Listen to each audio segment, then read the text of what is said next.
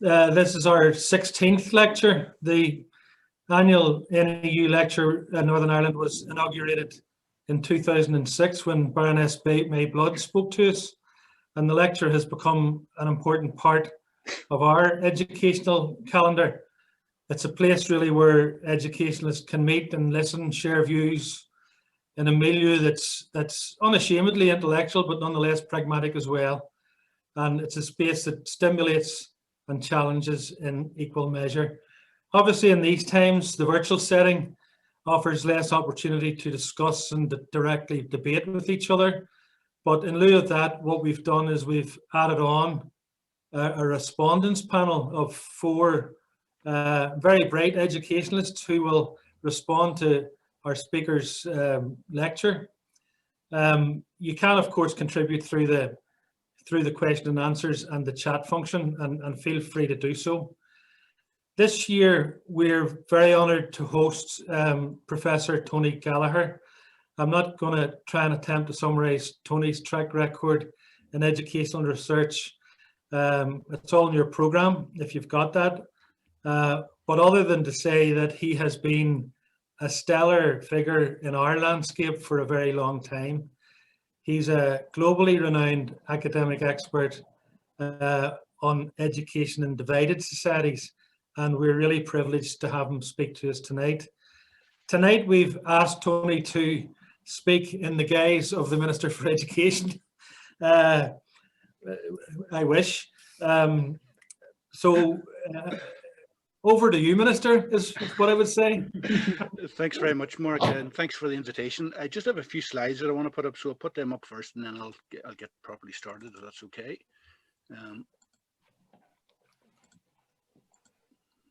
So can I just check that those slides are appearing okay? Yeah. Yep. Yep. Great. Okay. Well, again, thanks to the NEU for inviting me to give this talk this evening, and thanks also for a title which gives free rein to my imagination and aspiration, particularly because, unlike an actual politician, I'm spared the challenge of having to be elected, or perhaps more important, re-elected. And before I begin, can I say that, to be perfectly honest, I'm just a little in awe of those people who put themselves into the public sphere by seeking public office.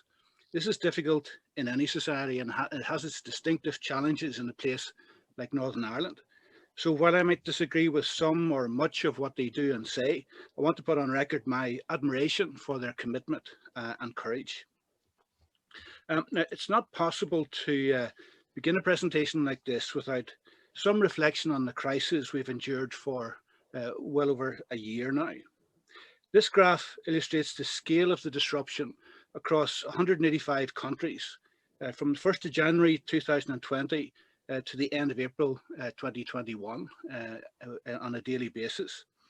Some countries started to close access to school buildings back in January last year, but it was in early March that this became a global phenomenon, and it's been a long, hard road since then. By the end of April of this year, a little under half of the countries still had access to schools closed, and a little under a fifth had their schools fully open. Just over a third of countries had reopened access to the schools, but with some significant adjustments to past or previous practice. And this is likely to be the modal category for some considerable time to come. This is, as the World Health Organization has suggested, the biggest disruption to education that the world has ever seen. And at its peak, over 90% of students worldwide were unable to enter school buildings. But as someone recently said, we've all been through the same storm, but we've not been in the same boat. The disruption has not been experienced equally, and that should inform our response.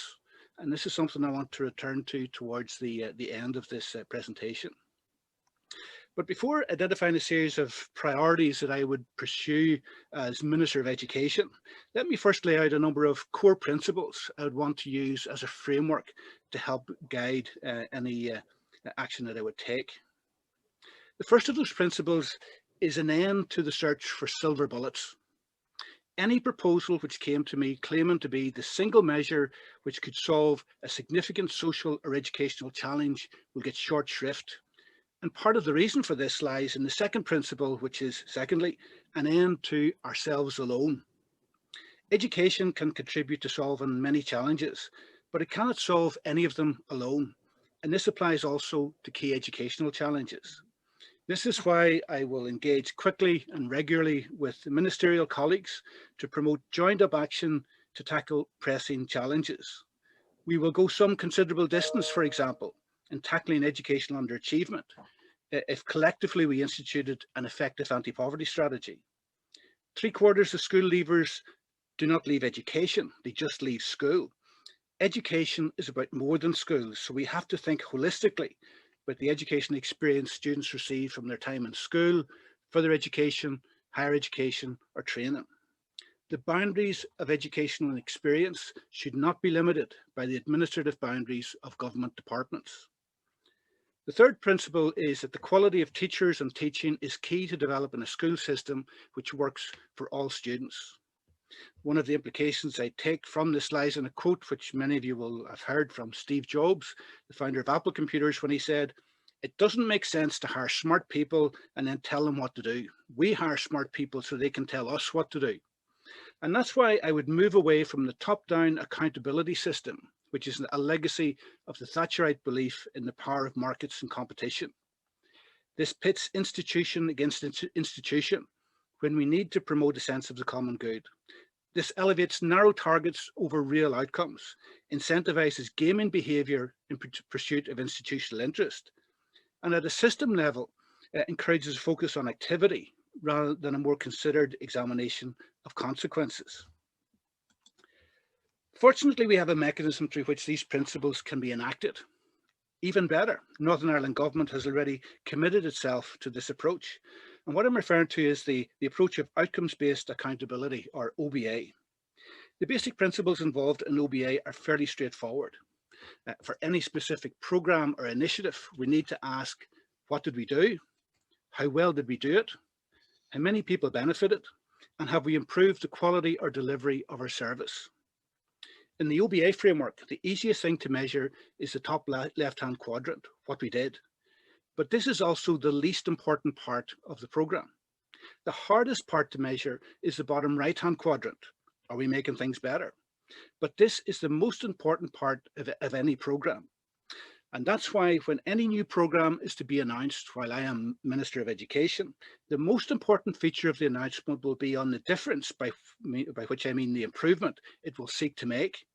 The next most important feature will be how we will try to achieve that improvement. And only then will we say how much money will be spent on the programme. Announcing we're going to spend lots of money is not a policy. Spending money is not a policy. Spending money is a way to resource a policy so that it makes a difference, but making a difference is what counts. We need to get away from a situation where we can spend over £1 billion to target social need without any sense of how it was used, whether it has made a difference, or even whether it is enough to tackle the problem. OBA also makes a very important distinction between programme impact and population impact. A programme is put in place to bring benefit to a defined group of people and transform the way we do some of what we do within education. We hope that it will have beneficial effects beyond those who are the direct recipients of the programme, but this broader impact cannot be guaranteed because that impact is affected by what others are doing. Complex problems cannot be solved by singular solutions, whether through education or anything else.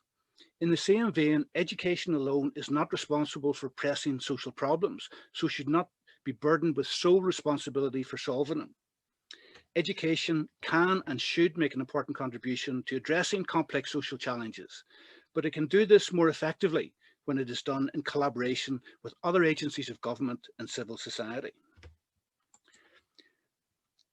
OBA also provides a good basis for judging whether we have in fact made a positive difference. It begins with a baseline and looks for positive change. However, a baseline is not a point, but a trend. An improvement is about changing the trend or turning the curve, not showing point-to-point change. So, for example, if we want to use qualifications data as an indicator, we need to focus on changing the trend over years, not just increasing the level, as performance has been steadily increasing year on year for years.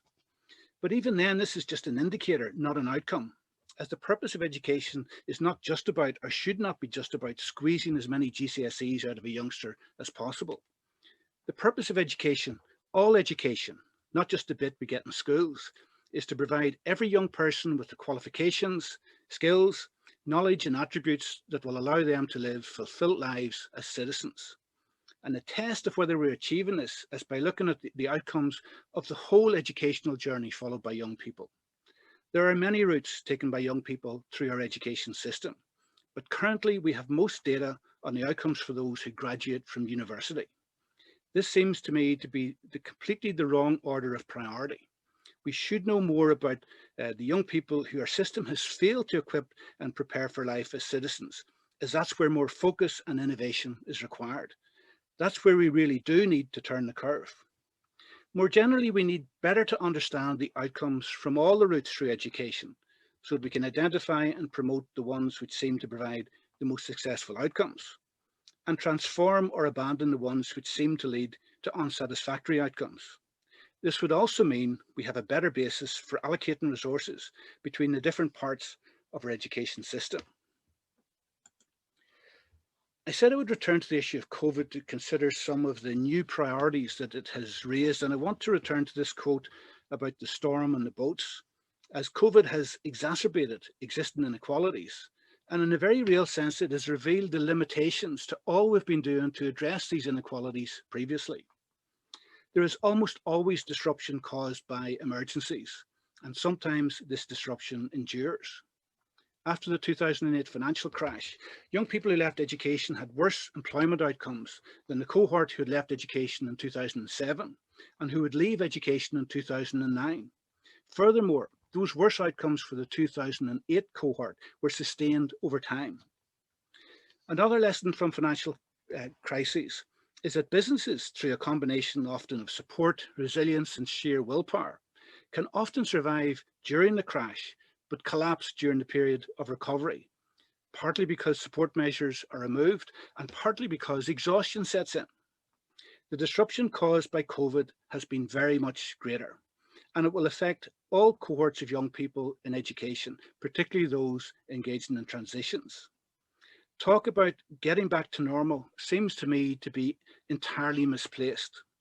What we need is an extended period of support and encouragement and flexibility as we work with teachers and schools to understand the nature and scale of emerging challenges and work together to find ways to tackle those emerging challenges.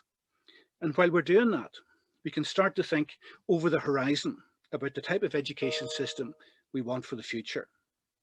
Some of the immediate challenges seem to be fairly obvious. The fact that providing at least one decent meal a day to children became such an issue is a clear indication of the weakness of our response to tackling poverty. A huge infrastructure gap was revealed as it became clear that internet access for every household should be as ubiquitous as access to clean water and electricity. The fragility of too many public and civic institutions was revealed, mainly as a consequence of years of austerity and the mantra that efficiency was the only criterion that mattered. Perhaps as an alternative, we should lay out all the requirements we impose on schools in terms of class size, curriculum coverage, teacher qualifications, facilities, services and support. Then calculate the cost of meeting all these requirements, which in effect is the cost of providing every child with an effective education. Then compare the cost of providing an effective education with the budget we actually give to schools and calculate the difference. And then perhaps we can start to work out a way to fund schools properly. Questions have been asked about our qualifications and the way some level of low achievement appears to be designed into the distribution of grades. The qualification system may be overburdened with different purposes. They're used to assess the performance of schools. They're used to hold teachers accountable, and they're used to filter entry to the next stage of education. There's even a question on whether we need to have high stakes tests at age 16 anymore at all. This marks the end of compulsory education, but now the majority of schools stay in education rather than leave education, just to go into a variety of different places. And what about over the horizon? What type of system do we need for the 21st century? And what sort of features might we want to establish? Well, here are A couple of issues to consider when we're thinking about that. First of all, how about encouraging even more teacher collaboration? One of the most positive features of schools during the crisis was the way so many teachers shared resources and expertise and developed their own forms of professional development support. World-class education systems are characterized by teacher collaboration within and between schools, built on strong foundations of professional development activity. Already through the network of shared school improvement, we can see the potential for locally based teacher-led professional development as a model for the future. So one of the things we might want to think about for the future is how we can encourage even more of this, build on that gain from the crisis, that lesson learned from the crisis, and encourage even more teacher collaboration into the future. Secondly, how about establishing a more inclusive education system? There is clearly a rising sentiment for a more inclusive system. People are talking about it all the time. There are issues coming up in the Assembly on a regular basis on this issue. So this is something that we really have to give a lot of thought to. But despite that rising sentiment, there are significant challenges in how this might be achieved and the range of issues that need to be encompassed within it. Should we stop schools from using criteria which exclude certain categories of students or staff? Try to remove as many exclusionary criteria as possible. If a school admits a student, should that school be required to accept responsibility for that student throughout their school career, and more particularly, not be allowed to counsel them out to maintain institutional reputation? And should we actively encourage diversity within school communities? And if we do that, how should we do it? If diversity is a resource within schools, is a diversity of schools not also a resource within the system? Or to put it in a slightly different way, would anyone really want a single system of schools with someone like me in charge? What about the issue of special education needs? This is one of the most significant changes in the system over the last decade or more, with the number of students identified as having special needs has been rising steadily.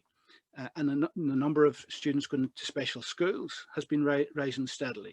This is a crucial issue which we have been struggling with for years, and dealing with this is absolutely central to creating a truly inclusive system. A third issue to think about in relation to establishing an inclusive system: how about listening to students and young people more? Adults sometimes act as if young people are a problem and we need to use schools somehow or other to fix them. But when young people in Northern Ireland are asked about the society around them, what do they say? Well, only a fifth of them, 20%, think that Northern Ireland is a place where people respect one another. Only 10% say that they have any influence over decisions that are made about what happens in Northern Ireland. And only marginally more than this say they have any influence over decisions that are made about what happens in the area in which they live. Perhaps the reality is that young people see the problem as lying among the adults, and in the fact that adults all too rarely, if ever, listen to them. So maybe we need to listen to students and young people an awful lot more than we currently do. So as we think about the future, and as we think about what life might be like over the horizon, let's hope that all the talk about building back better isn't just talk, and that it will be followed by real transformative action. And let's also remember that a key part of transformation lies in our expectations about what is possible. In 1955, the report of the Committee on Secondary School Examinations declared that, and I quote, "The great majority of pupils at secondary intermediate schools probably are not intellectually equipped to pass any worthwhile examination." Only a few years later, a document on the curriculum for schools in Northern Ireland recommended that 13-year-old boys should be taught applied science and craft subjects, while 13-year-old girls should be taught domestic science and homekeeping, presumably as preparation for their intended future lives. As a society, we struggle to deal with the legacies of our past, yet we have one of the best history curriculums in the world for dealing with the contested past and some of the most committed and engaged history teachers. The problem is that far too few study history beyond age 14 years, and that creates space which is readily filled by partisan versions of the past. We've had 2 decades of devolved government in shared political institutions, but we often appear to be fighting the same old battles over and over again. Given what we've heard about the views of young people, is it any surprise that they have the lowest level of voting in comparison to older cohorts? Yet we have a citizenship curriculum which is a work of genius in how it equips young people to engage in the great conversation we've always needed about the type of society we want. The problem is that it is probably the lowest status of any subject in the entire curriculum, and we really ought to worry about something like that. We have the tools within our education system to transform the way we work towards a better future. The crisis showed we have teachers with extraordinary levels of commitment to the best interests of the young people in their care. And we have amazing energy and commitment among so many young people working and hoping for a better future. But do the rest of us believe that things should be different and better, and the commitment to help make them different and better? Some of you may remember a Roald Friars cartoon in which a child asked his father, "What did you do during the Troubles, Daddy?" He was asking people to think about the legacy their acts might leave for future generations.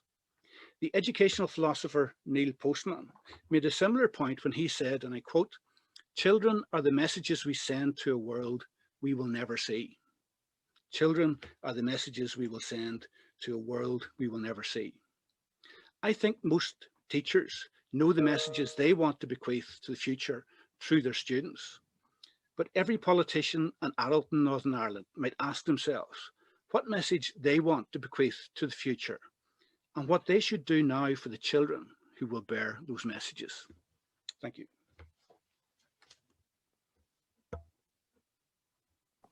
Thank you very much, Tony.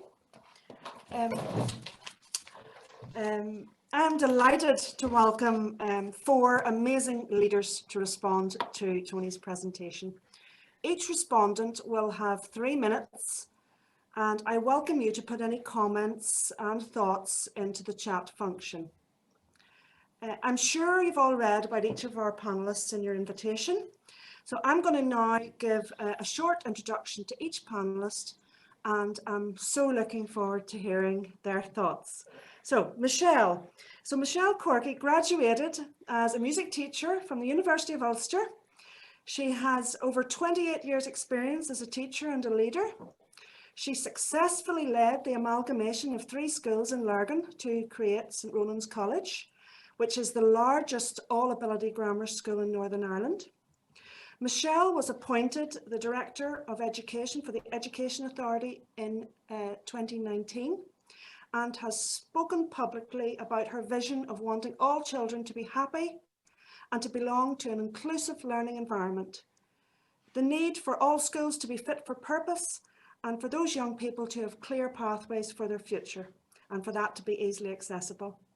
Michelle, as our first panelist, you are very welcome, and I invite you to respond to Minister Tony's presentation. Thank you very much, Brona. I'm just sorry I have only 3 minutes to respond because it's so thought-provoking. But as Minister of Education, Minister Gallagher, thank you for your inspirational words. And for me, your role is very simple. Your role is to provide all of our young people with an education that makes them the best version of them that they can absolutely be. So if I imagine myself, and if I even quote Martin Luther King, actually, I have a dream. I'm a 4-year-old and I'm going into school for the first time. And I've been told this is going to be the best opportunity of my life. And it's going to be so exciting and so fulfilling. So, Minister, what I'm asking you is, what are my expectations? What is my dream? So I run through the door keen and eager to learn what is my dream. What boat am I in? Am I in the boat that's going to provide me with opportunity despite the school that I go to? Am I in the boat that comes from a background where I have no support and no quality or child poverty, and I'm in that situation. So what my expectation is that you are going to turn me into a confident young learner, and I will be treated as an individual. You won't ask me how clever I am, but you will ask me, how am I clever?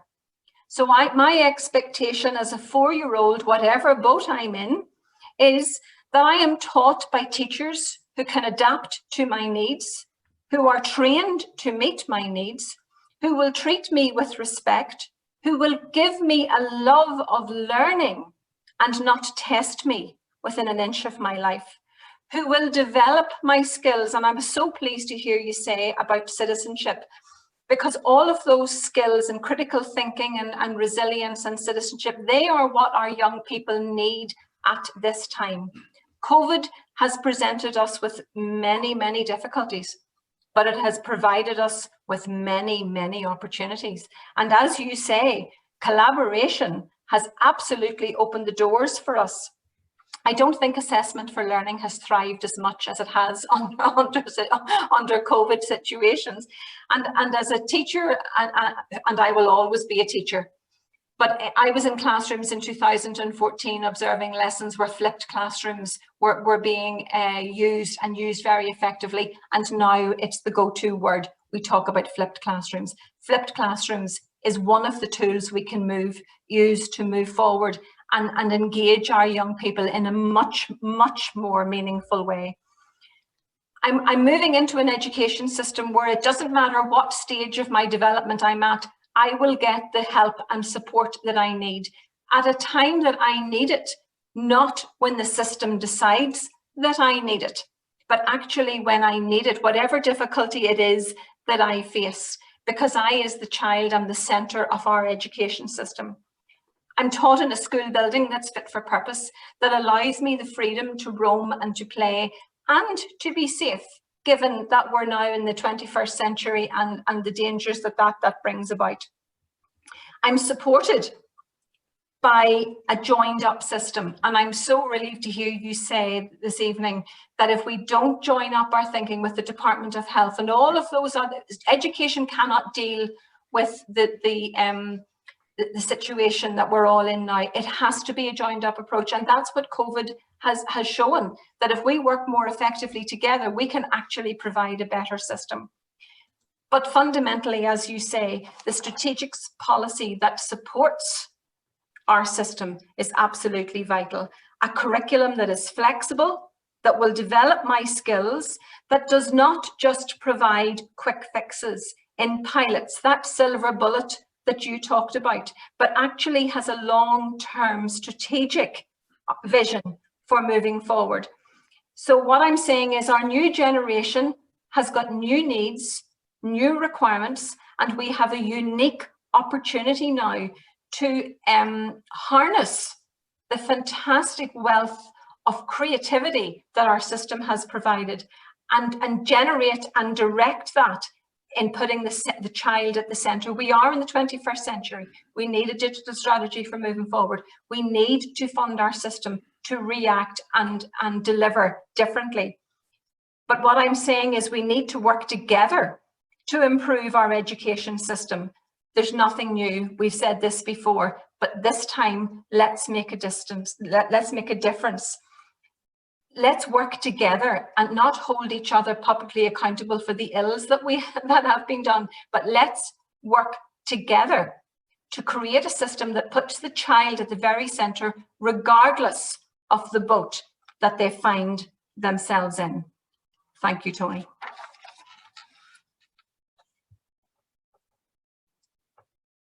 Thank you very much, Michelle.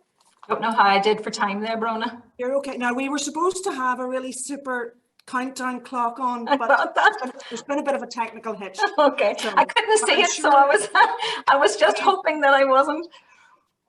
You did very well indeed, Michelle. Listen, Glenda is next. So Dr. Glenda Walsh. Glenda graduated from Queen's University in Belfast. Her interests and expertise focus on play and playful pedagogies in early childhood and primary education. She's been involved in many major research projects, guiding the course of the foundation stage of the revised curriculum in Northern Ireland. She headed a major project examining the pedagogy in early years childhood education in the Republic of Ireland. She is a reviewer for the International Journal of Childcare and Education Policy, Early Years Childhood Research and Practice. Glenda, you are very, very welcome, and could you please give us your response?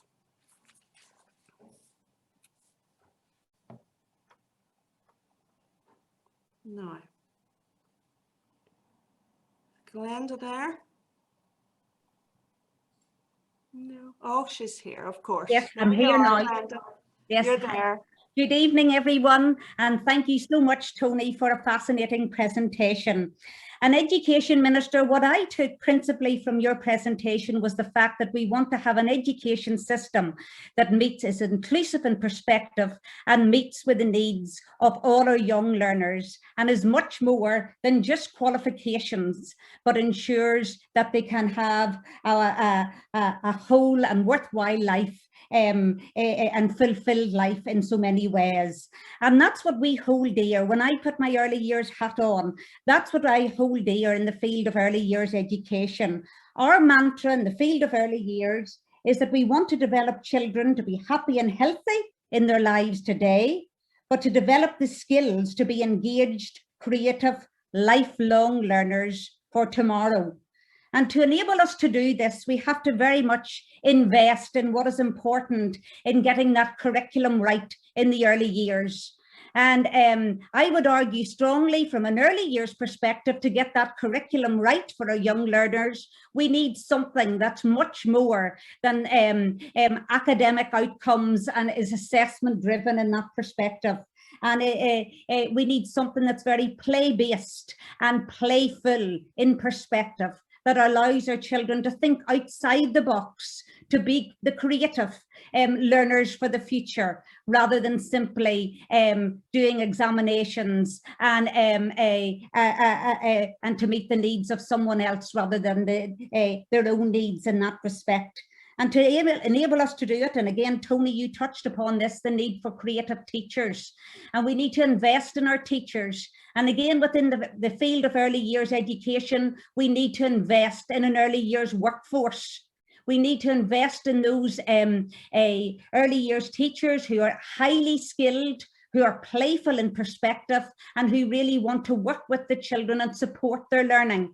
And therefore, to enable us to do that, we need to ensure that we have a pay structure in place that really does meet with the early years staff's needs and attracts them into a profession, rather than them thinking of an option of, do I go into hair or do I opt for care? We need the best teachers in the field of early years, the best teachers to ensure our children get the best start. And also on top of that, we need to invest in our families. We need to invest in upskilling our parents to enable them to work with their children right from the outset, to value what's right for children and to support them in the process.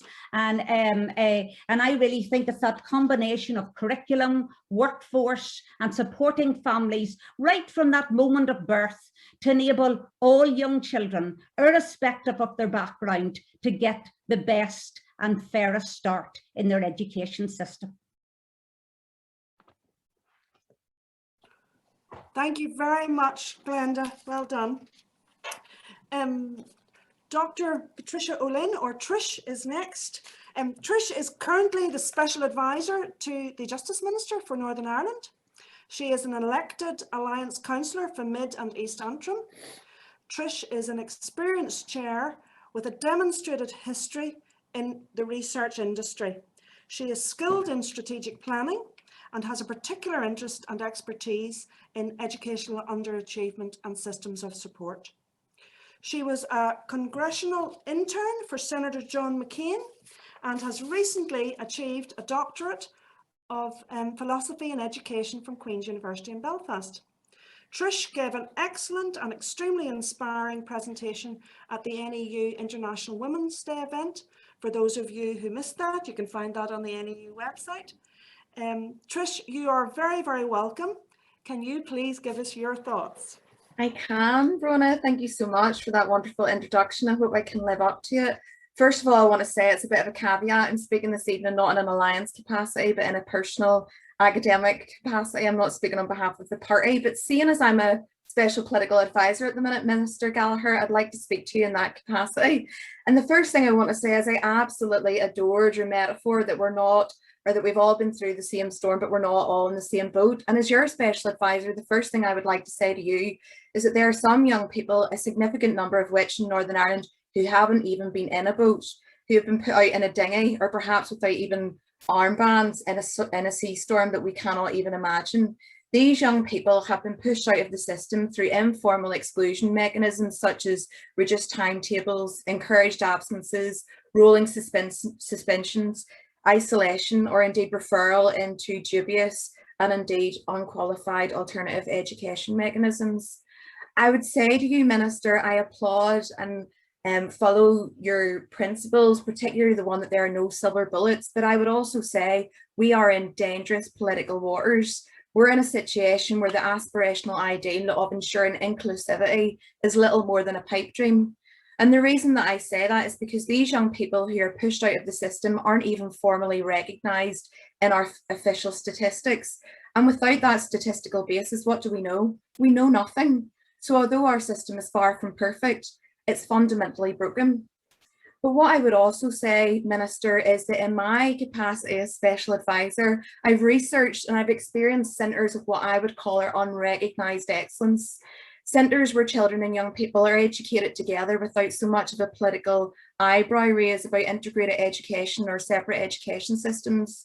Places where children with a full spectrum of needs are educated while they're on a shoestring budget, where we're catering for a range of needs of special educational needs, social and emotional and behavioural difficulties, right down to autism and other complex needs. Centres which are recognised officially by the education system as education other than at school or alternative education. What I would say to you, Minister, is there's a really famous academic who I'm sure you know because you're much more learned than me, called Roger Slee, who often says that if we want to recognise inclusivity in education, the first thing we need to do is step back and take stock. We need to first identify and put forward provisions for recognising exclusion and dismantling exclusion and the invisible mechanisms of exclusion that manifest in education. And what I would say to you, Minister, is take your mandate by the neck. I would say go in and say, I'm going to legislate to abolish the use of school exclusion as a disciplinary practice. And how I'm going to do that is I'm going to put forward policy positions that recognise our schools are not excluding or informally removing young people because they want to. They're doing that in order to cope. I would put forward policy positions that regulate the use of informal exclusions, managed moves, reduced timetables, seclusion units, referrals into alternative education. And I would then ask them to work with me. I would resource them to audit the extent to which they use these mechanisms. And then I would formally move towards resourcing the continuum of educational provision made available to our schools to enable them to work with our most disenfranchised learners, our educationally disappeared. And last but not least, I would brand yourself as the saviour for education, because if you can pull this off, Minister Gallagher, I will be your minister until your special political advisor until the end of time. And last but not least, can I say, if you do make education minister, come the end of October, I'm looking for employment, so please keep me in mind. Thank you. Well said, Trish. Thank you very much indeed. Last but not least, Festina. Festina Graham. Festina began her career as an English teacher and has worked in a series of leadership roles, such as Policy Director for Integrated Education and for Irish Medium Schools, as a Lead Inspector for English with ETI. She has been instrumental in driving initiatives to ensure pupils get more involved in creative learning, and has driven the development of policy with regards to the curriculum, qualifications and standards. In September 2020, Festina was appointed Chief Inspector of the Educational Training Inspectorate for the Department of Education. She brings a wealth of experience to this post and her appointment has been greatly welcomed by NEU. Now, I don't want to use a pun, but as the inspector always has the last word, Faustina, you are very welcome, and we are keen to hear what you have to say in response to Tony. Thank you very much, Brona. I'm just relieved that the timer isn't working on this occasion. And if I can begin, like other colleagues, by thanking you, Tony, for the insights that you've provided for us this evening. And I suppose, as Brona said, as Chief Inspector, my role is actually to provide you as Minister with policy advice. And I provide you with that policy advice on the basis of what is actually happening in our education system today and hopefully in the future. And so in responding, rather than I think dwelling on everything that has happened in the past year, I'd like to focus on the practicalities of how we ensure that over, say, the next 3 years, that we move forward confidently and optimistically, rather than, as you said, become potentially overwhelmed and actually, as you said, crash during the recovery, because I think that's the one thing that we absolutely want to avoid. And I think for us in ETI, what we have been able to do over the past year is actually to track across that time how our schools and how our colleges have responded repeatedly and innovatively to unforeseen challenges that, let's face it, no one could have even anticipated even just a month before the pandemic struck. Simultaneously, what we have seen actually happen is that our schools and colleges have banked each new piece of knowledge, and then they've applied it to the next unforeseen situation, often despite evident impact and cost to themselves. So I think collectively at system level, what I would advise you to do is to focus very explicitly on celebrating and endorsing the skills of our teachers and leaders and lecturers, because I think they've proved beyond doubt in the past year that they are adaptable, that they're resilient. And I actually think for the first time in a while, Minister, I would say that they have had the opportunity to be absolutely fearless in doing what they believe to be the best thing for the young people in their care. So I think on that basis, we now need to encourage them to build on that confidence, to do what is right for all of those learners, rather than, as you suggested, simply to comply with the Minister's policies without question. We always have to question, and we always have to do that. I think the other thing you said that I think is hugely important is that we have to be so careful that we continue to retain a really holistic view of a young person's development.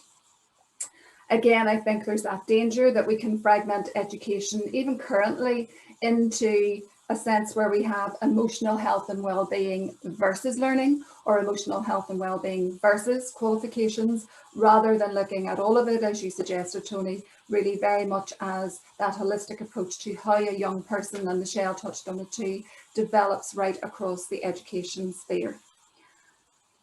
I think we can do that actually by implementing our curriculum to its optimum. And again, you touched on all those things, Tony, the important elements of the curriculum. We introduced it. It is still very relevant, but I don't think that we have implemented it to its optimum in the past. We've reverted sometimes to what is familiar and to what people recognise. But I think we can do that, and I think our statutory curriculum will absolutely allow you to design your curriculum offer, taking into account what works for you, and, for example, beginning to draw on some of the things that Tony has been talking about tonight. But most importantly, I think, as some of our other speakers have focused on, I think we have to support the implementation of that curriculum with a focus on professional learning. I found the generosity of spirit from school to school, from college to college, from teacher to teacher and lecturer to lecturer absolutely inspirational across the last year. And I think there are questions then for government within that. So for me, for example, what I'm thinking about is, how do we integrate the self-generated work that was developed by teachers, for teachers, into the more formal, wide-ranging DE learning leaders strategy, without stifling the innovation, the independence, or the risk-taking that was involved in the work that people actually did in that self-generated work. And I suppose finally, I think as we begin the task, I think it's about asking ourselves, and I'm doing currently this in my own organisation, but I think as educational professionals, saying to ourselves, so why do we do what we actually do and begin to answer that question, as you suggested, Tony, collectively and collaboratively. So thank you. Thank you very much, Festina. Now, interestingly, we've had loads and loads of chat, going on, and some questions. One question, one bit of interest has come up more than others, and that's, is there really a need for GCSEs? So I'm thinking that might be a topic for a future webinar. Okay, so just to let you know, now what we have done is we have recorded this, so this will be available on our website within the next few days. I really want to thank you very much for a thought-provoking webinar. I'd like to thank Tony for his presentation, and Michelle, Glenda, Trish and Festina for your responses. And also for your support, because it's really good that, we asked you to do this and there was no issue at all. You all just said yes. So thank you very much for that. I'd also like to thank Alistair and Mark for their support and for their expertise, and Teresa and Simon for all the help that went into promoting and organising this event. We would welcome further comments or any questions, and you can do that through the info@neu.org.uk. Listen, thank you all very much for your time. I hope that everyone attending has enjoyed it and that you all have a pleasant evening. All the best. Thank you very much. Bye-bye. Thank you, Brona. Bye. Thank you. Bye.